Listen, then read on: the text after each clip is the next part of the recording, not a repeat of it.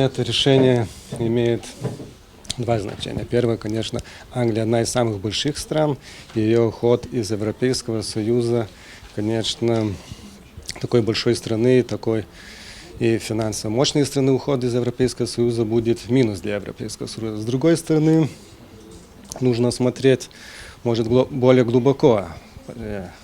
Англия показала, что она демократическая страна, что люди решают, если будет волеизъявления, люди могут выйти из Европейского Союза. Тут Европейский Союз никакая не тюрьма, можно выйти, можно прийти, можно выйти.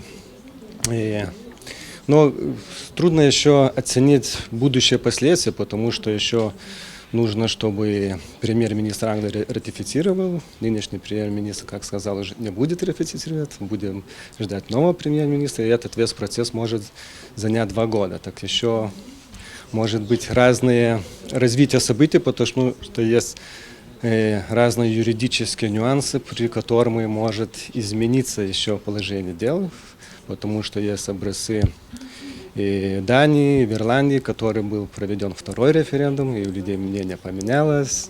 Еще нужно, чтобы согласилась Шотландия, Северная Ирландия, Вельс дали.